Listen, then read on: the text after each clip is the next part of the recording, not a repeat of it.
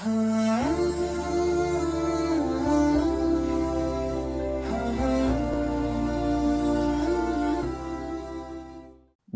ырайымдуу Аллахтын ысымы менен баштайм. Жалпы мактоо даңаза жараткан Аллах Тааланын жалгыз өзүнө гана болсун. Анын мейрими, тынчтыгы, берекеси Пайгамбарыбыз Мухаммад саллаллаху алейхи ва салламга, үй бүлөсүнө, сахабаларына бүгүн сабак көрөм деп, кечеги сабактын калганын улантып, угайын жана көрөйүн деп карегин экранга кадап отурган ар бир ороза кармоочуга жана ороза кармап ооз ачам деп отургандардын баарына болсун. Арыбаңыздар, кагылайын ата-энелер, агайыны, эже карындаштар, достор, баарыңыздардын кармаган орозоңуздарды Аллах Таалам кемчиликсиз кабыл кылсын. Ассаламу алейкум ва рахматуллахи ва баракату. Ооба, кечеги эле байкамаксан болуу деген сабактын экинчи уландысы жарымы. Менче сиз сабакты көргөндөн кийин өзүнчө ойлондуңуз. Сиздин өткөргөн өмүр жашооңузда далай эле ушундай көрүнүштөр болду. Эмди кичекти айта албай келе жаткан сырларыңыз бар. Ошондо көрүп калгамда эмне десем экен деп келатасыз. Анан дагы бир жолу айтып койсомбу, ошол айтпай койсом кандай болот экен деп ичиңизден кылжалачылык да келатат.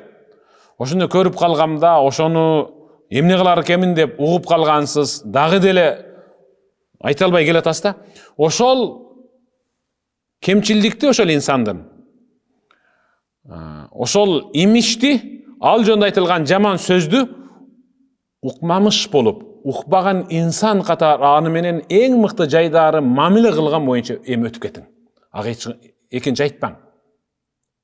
Эгерде айта турган болсоңуз, анын бир канча жылдык ийгилигин талкалаган болосуз да. Мен жөнүндө алар ушундай ойдо болгон турбайбы деп, эң мыкты жакшы саналаш адамдарынан ал жүрөгү кирдеп калат. Ошол укканыңызды укпаган инсан катары аны менен кадиресе мамилеңизди уланта бериң. Билип турсаңыз дагы. Мисалы мен азыр айта турган окуя ал Пайгамбарыбыз Мухаммад саллаллаху алейхи ва саллам жөнүндө болгон окуя. Пайгамбарыбыздын өзүнүн оозунан угуп көрөлү. Анда жакшылап тыңдаңыз. Абу Хурайра, андан Аллах разы болсун, ал Пайгамбардан риwayat кылып атат. Пайгамбарыбыз Мухаммад саллаллаху алейхи ва саллам мындай деди: Әла та'жабуна кайфа ясрифуллаху анни шатма Курайш ва лa'нахум. Таң калып аткан болушуңар керек, деди Пайгамбарыбыз сахабаларына. Карап көрбөйсүңөрбү? Мындай, силерге деле мындай кызыктай болуп атат болуш керек. Аллах мени Курайш кафирлеринин тилдеп, акараттоосунан жана наалаттап жала жабуусунан кантип куткарып калып атат. Карабайсыңарбы?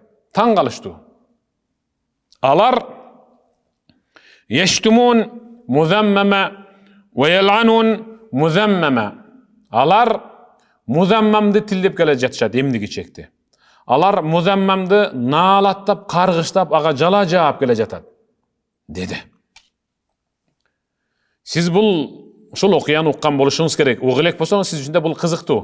Алар музаммамды тилдеп, акараттап, музаммамды наалаттап, каргыштап, ага жала жаап келатышат, деди. Ал эми мен Мухаммадмын да. Мен Мухаммадмын, деди, болду, сөзүн токтотту. Эмнеге? Пайгамбарыбыз сахабалар менен отурганда кокустан эле бир аял мечит эшигин тарс ачып эле, эжабы бербей эле, жөн эле, эчкимден уруксат сурабай эле тарсылап эле кирип келип, кана музаммам. Музаммам деген жек көрүндү, өтө жаман, баягындай жаманатты, жала жабылган деген сөз да. Кана музаммам, баягы жек көрүндү, кана баягы жала жабылган деп эле ушуну издеп атат да. Анан сахабалар пайгамбар тиктеп, пайгамбарлар тиктеп, сахабалар бир-бирин тиктеп, кимди издеп атат бул? Кимди издеп атат? dedi. Al ayal sahabaların ortasına gelip peygamberga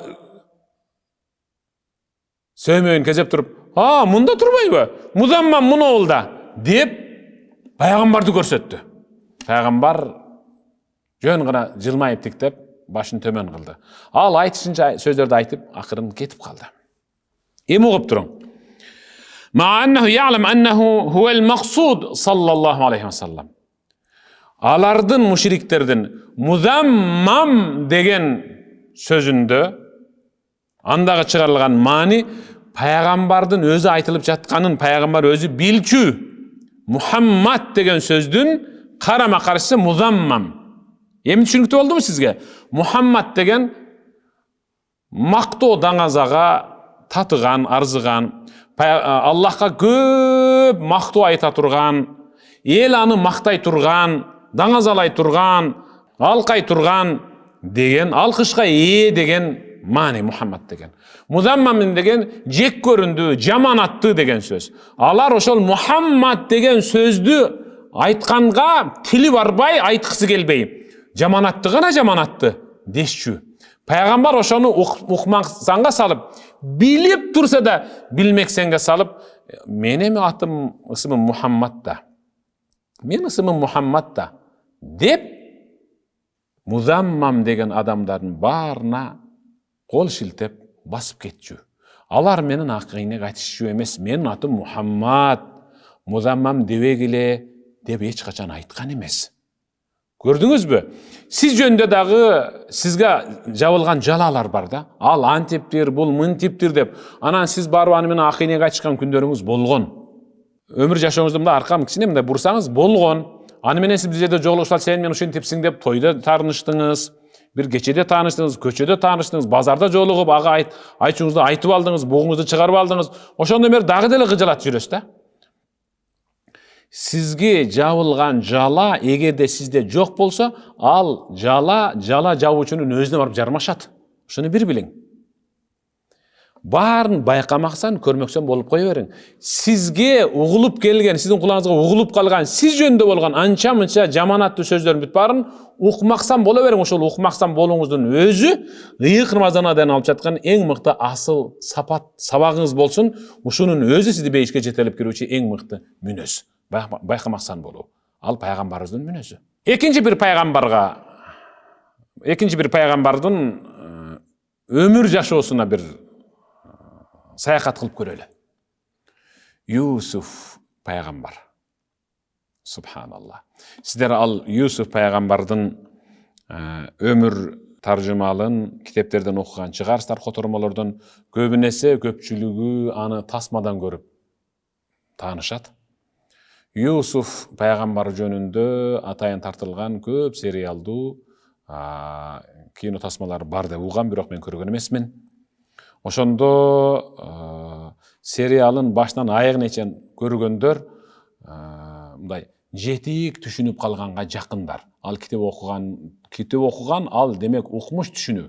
Ал эми serial көргөн ошонун жарымын түшүнүп калган десем жаңылышпайм. Yusuf Peygambарды bir tugandары көрө албастык кызганыч менен атасынан уруксат сурап ойноп келели деп талак алып чыгып, анан аны кудукка таштап беришип, көчөдөгүлө bir адашкан эчкени тутуп, аны союп, өлтүрүп, Yusuf Peygambardын ошол көйнөгүн чечип алып, эчкинин канына боёп, анан атасын алып барып, биз кийимибизди чечип, жака жарышканы кеткенде, Yusuf'tu биз кийимдерибизди карап тур дедик эле.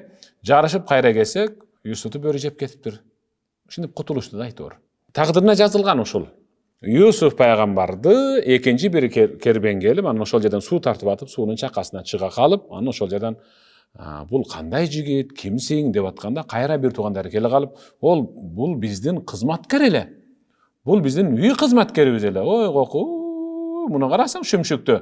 Бул жака жашып алган тура, биз муну издеп жүрөбүз. Кой, биз муну арзан эле сатабыз. Эгер алгыңа кирсе, алгыла. Биз ушундан кутула албай жүрөбүз. Биротоло кутулалычы деп арзыбаган акчага сатып берип, анын кербен башынан алып кеткен.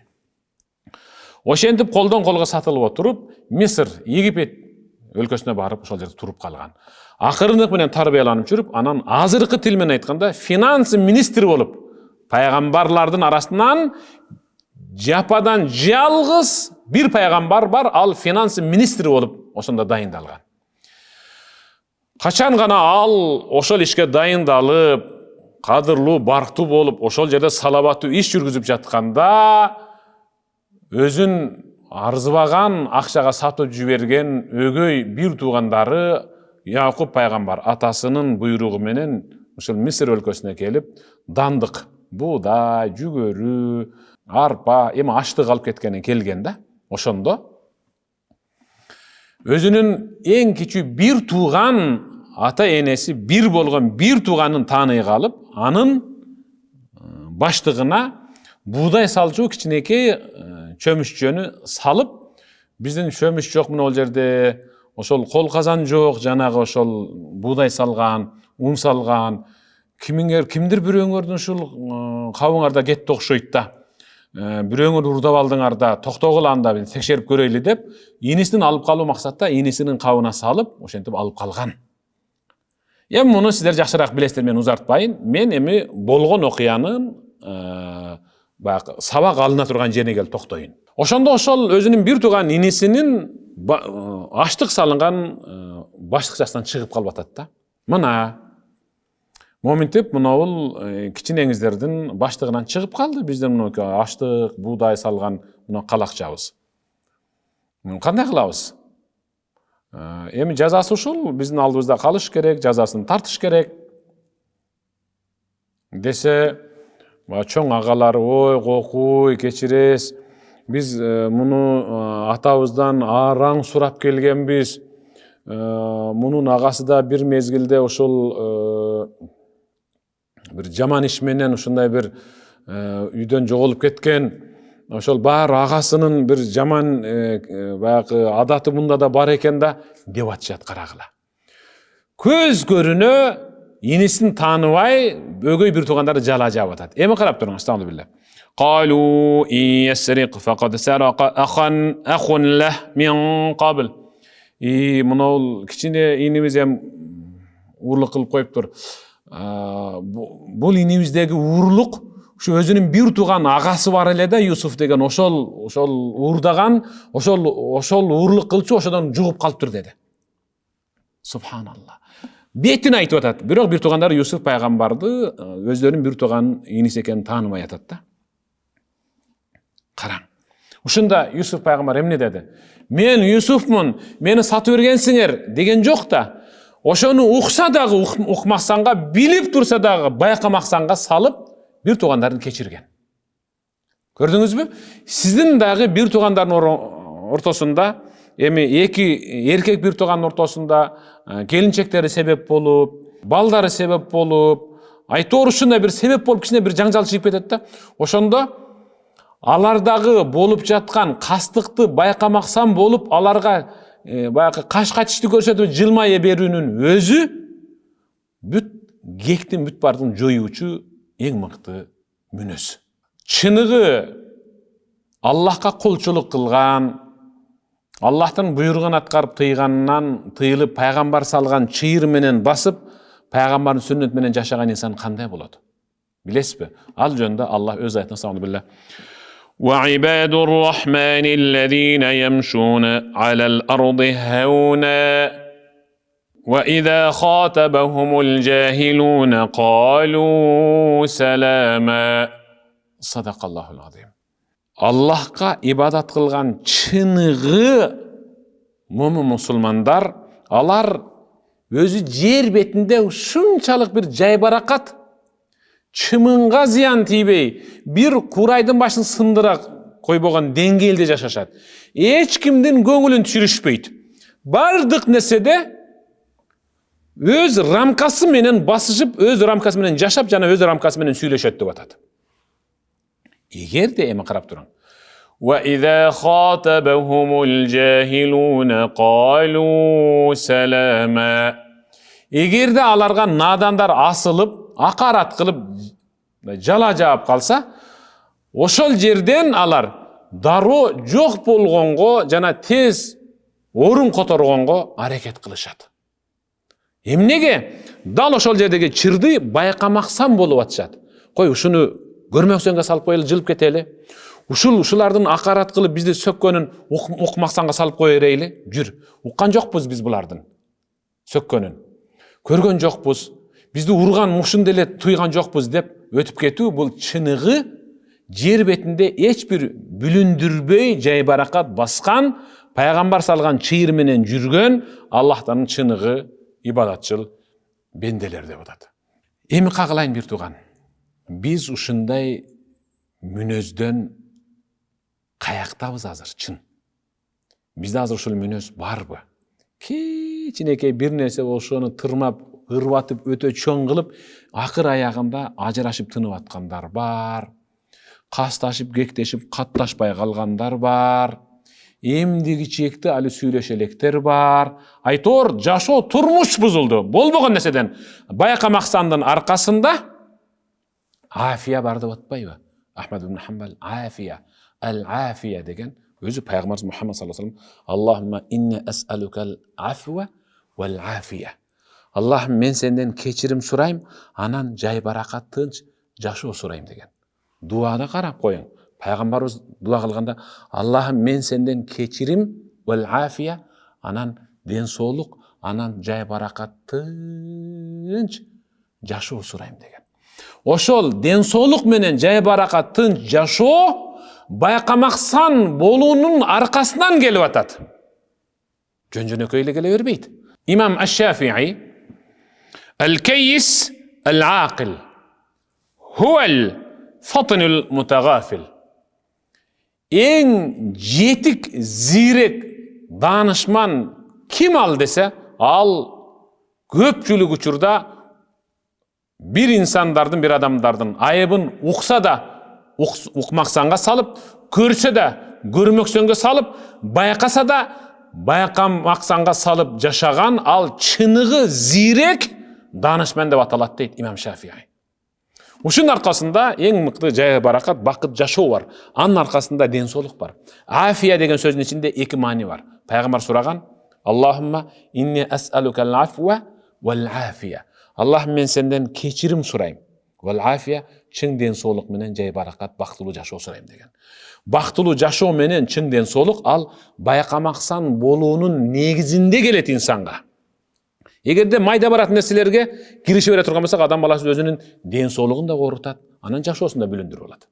Эки достун ортосундагы үчүнчү кайсы бир адамдын таштап койгон ушак, имиш, оту, эр аялдын ортосундагы тутанып кеткен жаңжал, тууган уруктун ортосундагы пикир келишпестик, эки эже сиңди, ага ини, эже карындаштын ортосундагы талаш, тартыш, ушулардын бүт баары Пайгамбарыбыз Мухаммад саллаллаху алейхи ва салламдын мин хусни исламил мар'i таркуху ма ла я'ни деген хадиске амал кыла албай калгандыгыбыздын айынан келип атат. Пайгамбар эмне деди?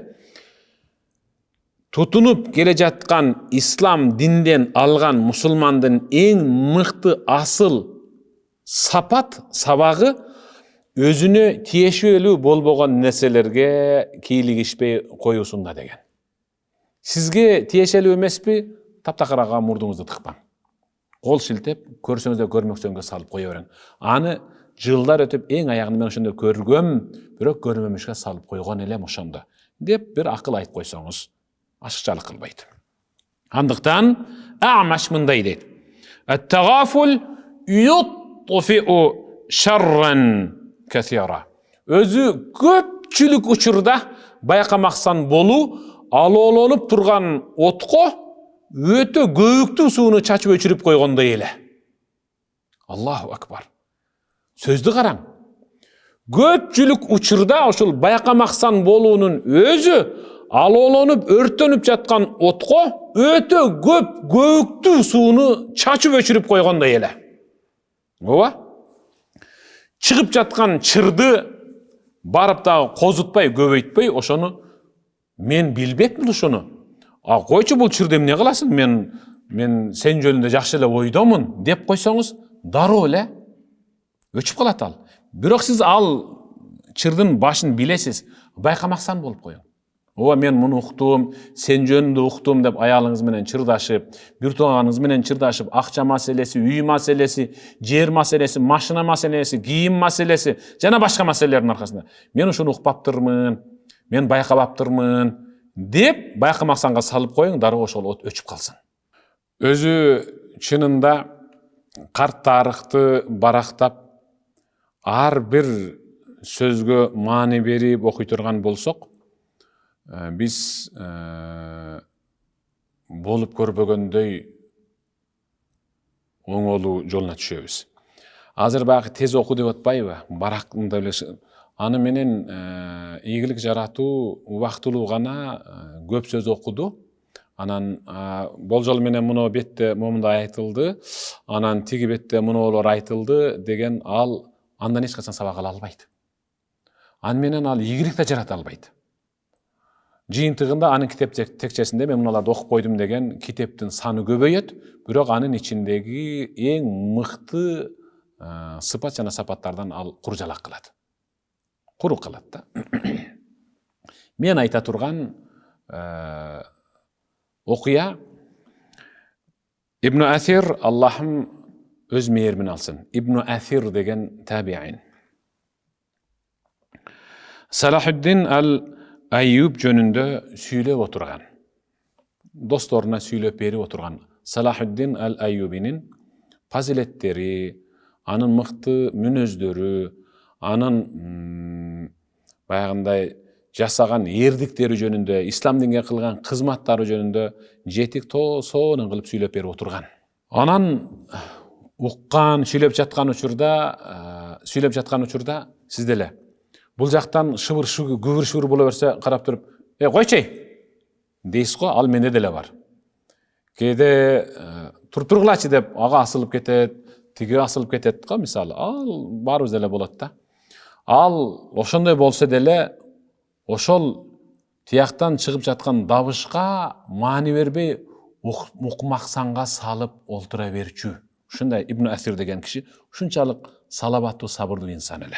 Көпчүлүк учурда колундагы сабак алып жаткан шакирттеринин кемчилдигине маани бербей, көрсө да көрмөксөнгө салып койчу эле. Анан шакирттери устаз бизди көрбөйт деп, мисалы, көрбөй калды деп сүйүнгөн абалда дагы сабагын улантып кете берчү. Ошондой сабактардын биринде сабак өтүп жатса, тети жактан бирөө ушул Ибн Асирдин жанында отурган досуна тамашалап туруп, кийип турган бут кийимин чечип туруп, мындай туштап мээлеп туруп, ошо досун так ушу башка чаап калмак болуп алыстан чапканда, сабак берип жаткан Ибн Асир устазынын так башына келип тийген да. Бул жактан келип тийген да. Карабайсызбы эми? Өзү бут кийим ушул жактан келип тийсе, ошол жакты караш керек эле да. Байкамаксан болуп, мага бут кийим мунушул тараптан келдиби? Ушул жактан ыргытылды окшойт бут кийим. Же бул жактан ыргытылды экен деп, таптакыр тынч турган тарапты карап, муну байкамаксанга салып койгон. Карабайсызбы? Не деген мыкты тарбия. Сиз жөнүндө айтылып жаткан сөздү ошонун өзүнөн эмес, башкадан ушул жактан мага айтылгандай болду деп коюп, мен таптакыр укпаптырмын ошону деп коюңуз, бүт бары жай баракат өтө берет жашоосу. Анткени пайгамбарыбыз Мухаммад саллаллаху алейхи вассалам "Ма мин шейин асқалу фил мизан мин хуснул хулқ".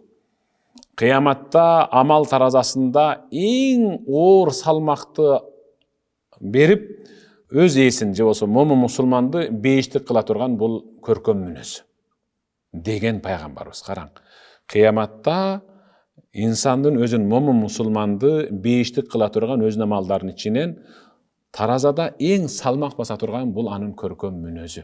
Ушул байкамаксан деген мүнөзүңүз сизди бейишке киргизе турган эң мыкты көркөм мүнөз болсун. Болгондо дагы ал пайгамбарыбыз Мухаммад саллаллаху алейхи вассаламдын, ага чейинки Юсуф пайгамбардын жана башка пайгамбарлардын мүнөзү деп.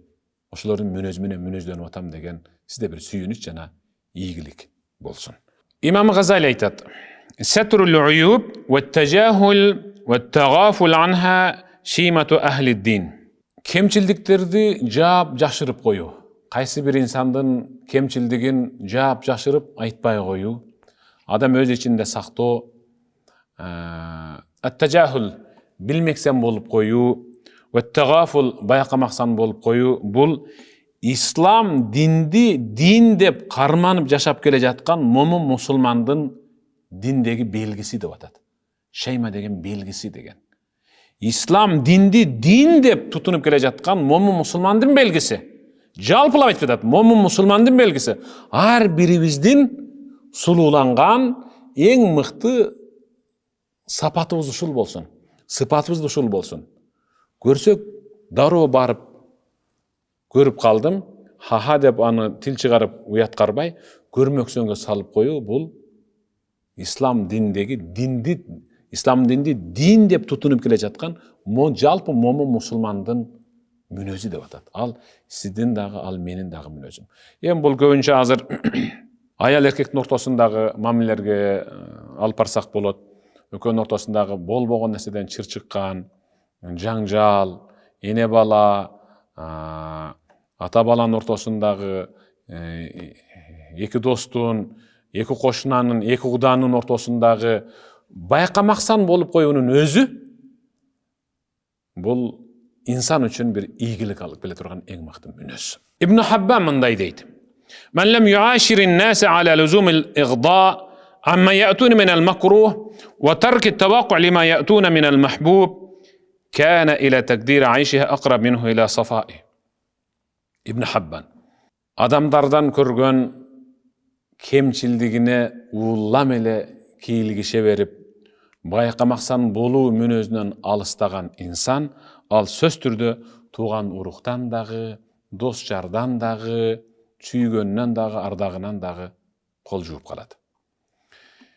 En mıktı taza adamı kirge aylanadı. En jakın adamı duşmanға aylanadı. Özünün kannan törölgön uul kızı çoğuçunға aylanadı. Nikeleşip bir jastığa baş koyup gelgen süyüktü jары, joldoşu al kasın aylanat da. Ошон үчүн söz türdü жашооңузда болуp жаткан өйдө төмөн нерселерге байкамаксан болуп кое бериңиz. Анткени al muru'atu at-taghaful an zilalil ihwan. Негиз өзү bir туугандар менен, мусулман агайындар менен үй бүлөдө атене bir туугандар менен ынтымакта жашайм деген инсан ал байкамаксан болуу менен жүзөгө ашырат. Ушул байкамаксан болуунун өзү ал анын адамгерчилигинен кабар берет. Адамгерчилик деп сиз эмнени түшүнөсүз билбейм. Адамгерчилик деп андагы асыл сапаттын жоголбой тургандыгында. Асыл сапаттын кайсы да асыл сапат десе, маңдайындагы инсанды инсан катары сыйлай алган адам ал адамгерчиликтүү эсептелет. Маңдайындагы турган ал мусулманбы, кафирби, аялбы, эркекби, чоңбу, кичинеби, анын баягы ээлеген ишине, мансабына, кийимине, акчасына карабай, аны адам катары сыйлай алган инсанды мында адамгерчилик бар экен деп түшүнөбүз. Түшүнүңүзбү? Ошол себептен баягы тамеки тарткан адамдарда адамгерчилик калбай калат. Айрыкча тамекини көп чеккен адамдарда адамгерчилик деген сапат калбай калат. Эмнеге десе, ал чыгып эле маңдайындагы чекпеген адамдын маңдайын туруп чегип отура берет да. Аны сыйлоону билбейт. Менин маңдайымда ушундай адам отурат эле деп билбейт. Ошол адамгерчилик деген бул кандай сапат десе, адамгерчилик деген ал инсанды адам катары кимдир бирөөгө тааныта турган, айбан эмес, адам катары, инсан катары, эң мыкты акыл эстүү инсан катары тааныта турган сапат ал адамгерчилик. Дал ошол адамгерчиликтүү инсанда байкамаксан болуу мүнөзү жетик тарбияланган деп айтып атат. ابن سعد мындай дейт: ومن تغافل عن عيوب الناس وأمسك لسانه عن تتبع أحوالهم التي لا يحبون إظهارها سلم دينه وعرضه. ابن سعد Kim adamdардын кетирген кемчилдигине сая түшүп аркасынан изденбей байкамаксан болуп койсо, ал эң мыкты эки нерсесин сактап кала алат. Дини менен абийирин деген. Дини менен абийирин сактап калат. Андыктан Мухаллаб ибн Аби Сафра өзүнүн уулуна айтып жаткан насаатын айтуу менен мен сабагымды этектеймин. Кагылайын уулум, ида сами'a ахадукум ал-аура. Көчөдө бара жатканда кимдир бирөөнүн оозунан сени акараттаган уят сөздөр, тилге алууга таптакыр болбогон уяттуу, өтө бетбак, богоздонгон сөздөрдү угуп калсаң, сени сөгүп аткан. Анда байкамаксан болуп, фал ятата деп атат. Сен bir нерсеңди жоготконсуп, жерди издемиш болуп, тез ошодон өтүп кетти деп атат. Аллаху акбар. Сен сөгүнгөн тарапты карабай эч качан. Сен анын сөгүнгөнүн укпаган инсан катары, жана сөгүнүп жаткан инсанды көрбөгөн инсан катары көрмөмүшкө салып, байкамаксан болуп, укпамыш болуп ошол жерден bir нерсени издеп бара жаткан инсан катары тез басып өтүп кетти дейт. Келиңиздер бизде дал ошондой. Айрыкча үй бүлөдө кандайдыр бир келишпештик болсо, жер тиктеген абалда эң баалуу нерсеңизди жоготуп берген инсан катары издеп чыга бериң. Эгер сизден кийин ал мен сени сөгүп жатканда, неге ошол жерде сен жер тиктеп өтүп кеттиң, неге ошон токтогон жоксуң десе, анда жакшынап ачуу калтырбай айта берейинби деп сураң. Айтчы, ошондо неге кетип калдың, неге токтогон жоксуң десе, ошондо мен сиздин адамгерчилигиңизди жерден издеп таппай койдум, анан кетип калгам деп коюң болду. Ошондо сөгүнүп аткан сиздин адамгерчилигиңизди, адамдык асыл сапатыңызды жерден издеп таппай өтүп кеттим. Эгерде мен ошол жерде токтоп, сизге жооптошо турган болсом, анда мен да өзүмдүн адамдык сапатымды, асыл сапатымды, адамгерчилигимди жоготуп алмакмын. Ошо жоготуп албайын деп, сиздин адамгерчилигиңизди издеп чыгып кеткем дең. Кармаган орозоңуздарды Аллах Таалам кемчиликсиз кабыл кылсын. Кийинки сабакта, дал ушул саатта, дал ушундай учурда жолукканга чейин аман болуңуздар. Ассаламу алейкум ва рахматуллахи ва баракатух.